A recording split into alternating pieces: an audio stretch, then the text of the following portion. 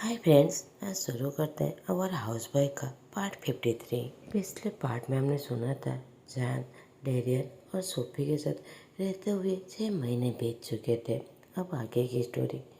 वांग mention में इन 6 महीनों में ईपो और ज़्यादा दर्द में रहने लगा था और अपने पेरेंट्स और अपनी सो कॉल्ड वाइफ को भी बहुत सारी बातें भी कहने लगा था। वो अपने आप को बहुत ज़्यादा यूजलेस समझने लगा था। वो तो अभी स्कूल अटेंड करना भी छोड़ दिया था। हर दिन सुबह जान के रूम में जाकर हर जगह जान को ढूंढने लगता है। वो तो लेट नाइट घर वापस आता है और वो भी ड्रंक हालत में, और घर आते ही सभी को गालियाँ देने लगता था। किसी की भी हिम्मत नहीं होता था कि ईपो के पास जाकर उसे संभाले या फिर उससे कुछ बातें कर सके। दूसरी तरफ एंजी और मिसेस सुसन का जो प्लानिंग था, एंजी ईपो के साथ नाइट स्पेंड करे, वो तो सब खत्म हो गया था। ईपो तो जैसे ही एंजी उसके पास आता है उसे मारने लगता था, उसे बहुत ज़्यादा हर्ट करता था। ये सब कुछ देखकर मिस्टर वांग को बहुत ज़्यादा दर्द होता था। अब वो अपने डिसीजन पर रिग्रेट फील करने लगता है। क्यों अपनी वाइफ की बातों पर आकर जान को घर बाहर निकाल दिए थे, जिसके वजह से उनके बेटे की लाइफ उनके आंखों के सामने ही बर्बाद हो रहा है। उन्होंने तो अपने लोगों को कहकर जान को ढूंढने के लिए भेज दिया था, मगर हर दिन सेम न्यूज़ ही होता था कि उन लोगों ने जान को ढूंढ नहीं पाए। वो खुद भी जान को ढूंढते थे, मगर उन्हें भी जान कहीं भी नहीं मिल रहा था। ईपू का सिचुएशन तो दिन में दिन खराब होता ही जा रहा था। वो ज़्यादा खाना नहीं खाता था, वो बस ड्रिंक ही करता रहता था और जान के रूम में जाकर बस रोकर चिल्लाता रहता था कि जान प्लीज़ वापस आ जाओ। इस इंसिडेंट से तो मिसेस सुसन भी बहुत ज़्यादा हर्ट फील करने लगे थे। वो अपने बेटे को दर्द देखकर उन्हें भी बहुत ज़्यादा बुरा लगता था। वो बस वही सेम फील कर रहे थे जब मिसेस अन्ना मिस्टर साहू से शादी कर लिए थे। वो भी मिसेस अन्ना के लिए बहुत ज़्यादा रोए थे।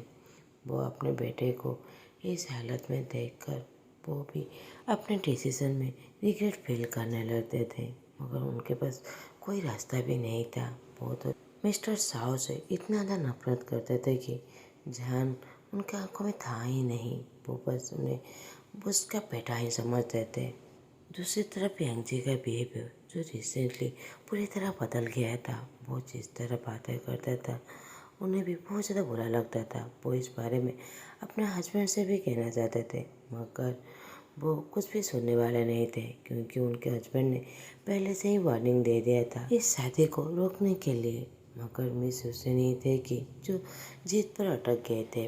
मिस्टर वांग को भी इस बारे में सब कुछ पता था, मगर इस वक्त इस सब की कोई भी परवाह नहीं था। उनके दिमाग में तो बस जान ही था, जिसे उन्हें ढूंढना था और अपने बेटे को इस टर्चर से ख़त्म करना था। और सभी के सामने जो ये वो एम्बेरस करवा रहा है वो सबको रोकना था। जान, तुम क्या इतना ज़्यादा नाराज़ हो कि तुम यहाँ से चले गए? 20 साल तक तुम हमारे साथ रहे, क्या ये सब कुछ एक सेकंड में भूल गए? इन 6 महीने हो गए, तुम कहाँ पर हो? तुम मेरे बेटे को इस तरह छोड़ कर कैसे जा सकते हो? क्या तुम उसे प्यार नहीं करते? तुम्हारे वजह से मेरा बेटा देखो किस तरह हो गया है। प्लीज़ घर वापस आ जाओ। आई एम सॉरी जान, प्लीज़ मेरे वजह से मेरे बेटे को इस तरह छोड़कर मत जाओ। मिस्टर वांग जो एक बोर्ड मीटिंग में थे, उनके दिमाग में तो बस यही सारी बातें चल रहा था। वो तो मीटिंग में कोई ध्यान भी नहीं था जब एक डायरेक्टर उन्हें कुछ क्वेश्चन करने लगता है। मिस्टर वांग एब्सेंट माइंड की वजह से उनकी बातों पर कोई भी ध्यान नहीं था, तो सेक्रेटरी मिस्टर वांग को बुलाने लगते हैं। तो मिस्टर वांग कहते हाँ जान, मगर उन्हें सडनली याद आता है कि वो कहाँ पर है। वो कब करते हुए कहते हाँ तुम लोगों ने क्या कहा। अब वो मीटिंग पर थोड़ा सा बात करने लगते हैं, मगर अभी भी उनके इस सो कॉल्ड बिजनेस में कोई भी ध्यान नहीं है, जिससे वो इतने सालों से इतना ज़्यादा प्यार करते थे। वो बातें कर ही रहे थे कि बाहर से बहुत सारी आवाज़ आने लगता है, जहाँ पर ही वो सारे कार्ड्स के साथ बस झगड़ा कर रहा था और अंदर आने की कोशिश कर रहा था। इप्पू फोर्सफुली अब मीटिंग हॉल में आ जाता है और अपने डैड की तरफ देखकर हंसते हुए हाथों को वेव करते हुए कहता है, हाय डैड, क्या बोर्ड मीटिंग चल रहा है मेरे बगैर? आप मेरे बगैर कैसे कर सकते हैं? मेरे सिग्नेचर बिना ये मीटिंग कैसे हो सकता है? ये कहकर वो टेबल पर रोल होते हुए मिस्टर वांग के पास आने लगता है। वहाँ पर जो लैपटॉप और कुछ फाइल थे तो सारे स्टाफ उन सबको पकड़ लेते हैं। ईपू अपने डैड के पास जाकर कहता है, मुझे इस मीटिंग के बारे में क्यों इन्फॉर्म नहीं किया गया था?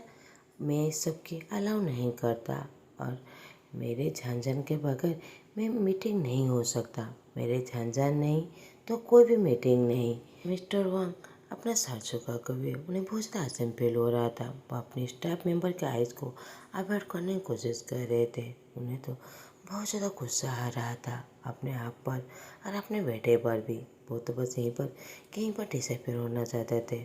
जान, ये सब कुछ तुम्हारे वजह से। देखो तुमने मेरे बेटे की हालत क्या कर दिया है और तुमने अपने डैड को इस तरह कैसे छोड़ के जा सकते हो? मिस्टर वांग तो बहुत ज़्यादा एम्बैरेस फील कर रहे थे क्योंकि ये एक गसिप का पार्ट बन गया था। उनका बेटे का नाम, उनका नाम, उनका कंपनी का नाम पूरे इंटरनेट न्यूज़पेपर में तो जैसे वायरल ही हो गया था। मिस्टर वांग तो ये सब कुछ को कंट्रोल नहीं कर पा रहे थे। जान, प्लीज़ वापस आ जाओ। देखो तुम्हारे वजह से मेरा बेटा क्या कर रहा है, वो तो पूरी तरह यूजलेस बन गया है। तुम प्लीज़ वापस आ जाओ। इन सब से अपने फादर को बचा लो। ये कहकर उनके आंखों में आंसू आ जाता है। जैसे ही सेक्रेटरी मिस्टर वांग को इस हालत में देखता है तो सभी को वहाँ से जाने के लिए कह देता है। सभी के जाने के बाद ईपो मिस्टर वांग के पास बैठते हुए कहते हैं, माई वर्थलेस फादर, क्या हुआ? अब मैं, तुम और तुम्हारे पास्टर सेक्रेटरी है, चलो बातों को कंटिन्यू करते हैं। ये कहकर अपने डैड के हाथ से फाइल छीनने लगते हैं। मिस्टर वांग गुस्से से देखते हुए कहते हैं, बेटा ये सब क्या कर रहे हो? क्या मैं सब कुछ डिजर्व करता हूँ? तुम सभी के सामने इतना सा एम्बैरेस क्यों कर रहे हो? तुम सडनली क्यों चेंज हो गए? प्लीज़ बेटा ये सब कुछ रोक लो, मेरे मरने से पहले ये सब कुछ रोक लो। ईपो चिल्लाते हुए कहता है, मैंने ये सब कुछ शुरू नहीं किया। ये सब तुमने और तुम्हारी उस वाइफ ने ही शुरू किया है। मेरी खुशियों को बर्बाद कर दिया, मेरे झंझन को बाहर फेंक दी। जबकि मेरा झंझन प्रेग्नेंट था। वो इस 6 महीने में अकेला कैसे रहा होगा? आपने एक बार भी उसे नहीं ढूंढा। मुझे मेरा झंझन चाहिए और मेरा बेबी भी। अगर उन दोनों को कुछ भी हो गया तो आई स्वेयर फादर, आप लोगों को मुझसे बहुत ज़्यादा नफरत होगा और इस बात का पूरे लाइफ रिग्रेट करोगे। I promise. मुझे मेरा झंझन चाहिए और मेरा बेबी भी। ये कहकर गुस्से से देखते हुए फिर से ड्रिंक कर कर वो अपने डैड के ऑफिस से वहाँ से जाने लगता है। मिस्टर वांग चेयर से नीचे गिर जाते हैं। झंझन, तुम कहाँ पर हो? मैं तुम्हें कैसे ढूंढूं? मैंने अपनी वाइफ की वजह से अपना दूसरा बेटा खो दिया है। जो मेरा पार्सन है वो बस मेरे पास चोरी करने के लिए आता है। वो एक गैंगस्टर बन चुका है। अब बस मेरे पास एक ही होप था, वो ईपो था। वो भी सुसन के वजह से वो भी खो गया। सुसन, तुम मुझे मार ही डालोगे। तुम मेरी लाइफ को पूरी तरह डिस्ट्रॉय कर दिए। मेरा हार्ट। ये कहकर वो बड़ी जोर से रोते हुए वो फ्लोर पर ही गिर जाते हैं। सेक्रेटरी इमीडिएटली फ़ोन करके डॉक्टर को बुलाने लगता है। दूसरी तरफ मिसेज सुसन भी ईपो को इस हालत में देखकर वो भी बहुत ज़्यादा हर्ट फील कर रहे थे। मैंने अपने हाथों से अपनी फैमिली को बर्बाद कर दिया। मैंने ये कैसे कर सकता हूँ? बस रिवेंज लेने के लिए अपने प्यार आना को दूसरे के साथ नहीं देख सकता था। अपनी सेल्फिशनेस, अपने डिजायर की वजह से मैंने सब कुछ बर्बाद कर दिया। आना को और अपने हस्बैंड को भी, सबको अपने आँखों के सामने बर्बाद कर दिया। मैं बस अपने बेटे को खुश देखना चाहता था। मुझे लगा था कि वो एक बार जो यांग जी से शादी करने के बाद वो चांद को भूल जाएगा, मगर ऐसा कुछ भी नहीं हुआ। वो अभी भी जान को मिस कर रहा है। मैंने रिवेंज लेने के वजह से मैंने अपने बेटे को ही पूरी तरह बर्बाद कर दिया, उसकी लाइफ को। मैं अब उस लड़के को कहाँ पर ढूंढूं? जान, तुम कहाँ पर हो? तुम प्लीज़ वापस आ जाओ। मैं तुम्हें अपोलॉजी करना चाहता हूँ और सारी बातों के लिए कन्फेस करना चाहता हूँ। प्लीज़ मेरे ग्रैंड चाइल्ड को लेकर घर वापस आ जाओ, मेरे लिए नहीं, ईपू के लिए। प्लीज़ जल्दी वापस आ जाओ। वो खुद भी जान को ढूंढने लगे थे, मगर जान उन्हें कहीं पर भी नहीं मिलता। वो जान के रूम में आ जाते हैं। वो बीती हुई बातों को याद करने लगते हैं, किस तरह वो जान को हमेशा मना करते थे कि मदर बुलाने के लिए, मगर जान ने हमेशा मदर बुलाया करता था। वो हमेशा जान को मारते थे, उसे पीटते थे, मगर जान कभी भी अपने मदर को प्यार करना बंद नहीं किया था। हमेशा उनके सामने एक स्माइल लेकर आता था। मिसेस हुसैन पार्टी के बाद याद करने लगते हैं, जब उन्हें बिजनेस का अवार्ड मिलने वाला था तो मिस्टर वांग जान को लेकर गए थे, मगर मिसेस हुसैन वहाँ पर पहुँचते ही जान को वार्निंग दे दिया था कि वो उस स्टेज पर ना आने के लिए। जब मिस्टर वांग अवार्ड लेने के लिए गए थे, मिसेस हुसैन को बुलाया गया था, तो मिसेस हुसैन उनके पास गए थे। वो जब जान को ढूंढने लगे, मगर जान कहीं पर भी उनके सामने नहीं आया था, मगर वो पीछे से बहुत ज़्यादा खुश था। मिसेस हुसैन जो क्लियरली देख सकते थे। यहाँ तक हर पार्टी में वो मिस्टर वांग जान को लेकर जाते थे और सभी को लगा था कि जान उन्हीं का ही बेटा है, मगर मिसेस हुसैन सभी को ये कहते रहते थे वो उनका कोई भी बेटा नहीं है, उनका बेटा अब्रॉड में है, ये बस एक ड्राइवर का बेटा है, उनका हाउस बॉय है। एक पार्टी में तो जान सभी को डांटने लगा था। सभी मिसेस हुसैन का अपमान कर रहे थे, जिसके वजह से जान रोते हुए सभी को डांटने लगा था। मिसेस हुसैन बिना सोचे समझे जान का स्लैप मारते हुए कहते हैं, तुम्हारी हिम्मत कैसे हुई तुम्हें यहाँ पर इस तरह सीन क्रिएट करने के लिए? तुम क्या हमारी फैमिली के नाम को इस तरह बर्बाद करना चाहते हो? क्या हमने तुम्हें यही सिखाया है, बड़ों का अपमान करना?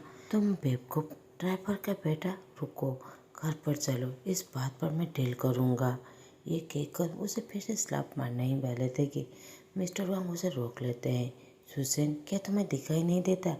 तुम अपने आप को एम्बेरस कर रहे हो।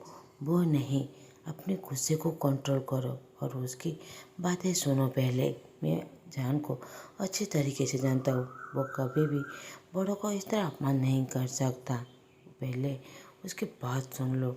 मिस्टर वांग जान को पकड़ने लगते हैं। जान अपने चीज़ को पकड़कर बस रोए ही जा रहा था। मिस्टर वांग कहते हैं, बेटा क्या हुआ? तुम बड़ों के साथ इतने ज़्यादा रूड क्यों हो रहे थे? सभी के सामने इतने ज़्यादा एम्बेरस क्यों कर रहे थे? जान रोते हुए कहता है, I am sorry father, mother, I am sorry, मैंने कुछ भी नहीं किया। इस औरत ने मेरी मदर को बुरा भला कह रहा था, मैं कैसे सह सकता हूँ? मैं चुप नहीं रह सकता, इसीलिए मैंने उन पर डांट रहा था। मिसेस हुसैन को भी ये बात पता था कि जान कभी भी झूठ नहीं कह सकता, मगर वह अपनी गलती कैसे ही मान सकते हैं। वो जान पर डांटते हुए कहते हैं, तो क्या हुआ? मुझे पता है तुम झूठ कह रहे हो, ये लोग ऐसा कुछ भी नहीं कर सकते। अपने कार में जाओ और पार्टी खत्म होने तक इंतज़ार करो, हम आ रहे हैं। मिसेस हुसैन जान के रूम में बैठकर ये सारी बातें सोच रहे थे कि जान उन्हें कितना ज़्यादा प्यार करता था, चाहे वो उसे कितना ज़्यादा बुरा बर्ताव करे, मगर आज जान उन्हें मिल भी नहीं रहा है। उनकी इस बेवकूफ़ के वजह से इस सब की वजह वो है। ईबो की लाइफ भी मैंने ही बर्बाद किया है, इस सब कुछ मैंने कर दिया। जान प्लीज़ मुझे माफ़ कर दो, और आना तुम भी प्लीज़, आई एम सॉरी, इस सब कुछ मैंने किया है। प्लीज़ अपने बेटे को यहाँ पर आने के लिए कहो, मेरे लिए नहीं तो मेरे बेटे के लिए प्लीज़। ये कहकर वो बड़ी जोर से रोने लगते हैं। उसी समय ईबो की आवाज़ सुनाई देता है। उन्हें पता था ईबो डायरेक्ट जान के रूम में ही आएगा, इसीलिए वो उसका वेट करने लगते हैं। ईबो जैसे ही जान के रूम में आता है, वो अपने मदर को देखकर गुस्सा होते हुए कहता है, यू विच, तुम यहाँ पर क्या कर रहे हो? क्या तुम इस बेड को, वार्डरोब को बाहर फेंकने वाले हो? ऐसा सोचना भी नहीं। मेरे परमिशन के बगैर तुम मेरे झांझन के रूम में क्या कर रहे हो? निकल जाओ। मिसेस हुसैन ईबो के हाथ को पकड़ते हुए कहते हैं, बेटा तुम अपने आप को ये क्या कर रहे हो? क्या जान यही चाहता था? तुम लोगों के सामने बस गसिप का पार्ट बन गए हो। तुम अपनी लाइफ को इस तरह बर्बाद मत करो। ईबो चिल्लाते हुए कहता है, अपनी जुबान बंद रखो। तुम्हें क्या पता है मेरा झांझन मुझसे क्या चाहता है? तुमने मेरी खुशियाँ बर्बाद कर दिया है। इन 6 महीनों में तुमने किया है ये सब कुछ तुम्हारे वजह से। तुम्हें कब से परवाह होने लगा है कि लोग मेरे बारे में क्या कहते हैं? तुम बस अपनी लाइफ में खुश रहो जो तुम चाहते हो। मैं अपनी लाइफ में क्या करता हूँ क्या नहीं तुम्हें कोई भी परवाह नहीं। तुम मेरे झांझन का नाम अपने मुंह से मत लेना। वैसे ही क्या हुआ? Made of son, bastard, driver का बेटा, ये बातें सब कहाँ गया? आज मेरा झांझन का नाम जान कहकर बुला रहे हो और तुम सब मुझे इरिटेट कर रहे हो। यहाँ से निकल जाओ, मुझे अकेला छोड़ दो। ये कहकर वो अपने मदर को दूर फेंक देता है, जिसके वजह से मिसेस हुसैन का सर जाकर दीवार पर लगने की वजह से पान से खून निकलने लगता है। उनके चिल्लाने की आवाज़ सुनकर यांगजी ईबो के रूम में आकर मिसेस हुसैन को संभालते हुए ईबो को डांटने लगता है।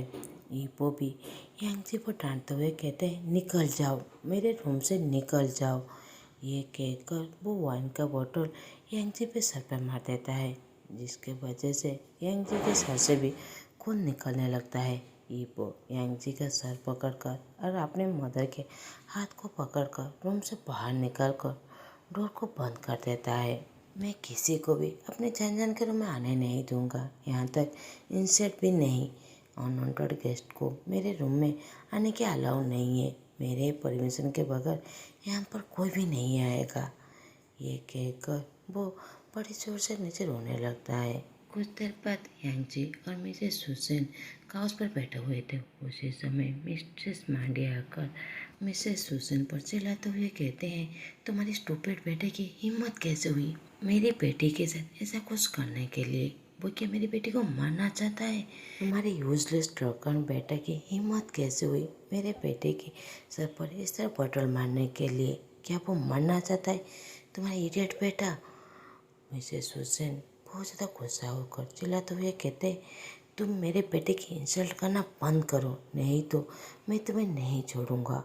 वो अपने बेटे की इंसल्ट नहीं सह सकते थे। वो अपनी दांतों को ग्रेट करते हुए कहते, ये सब कुछ तुम्हारी बेटी की वजह से। मेरा बेटा नहीं, मैंने उसे पहले से वार्निंग कह दिया था।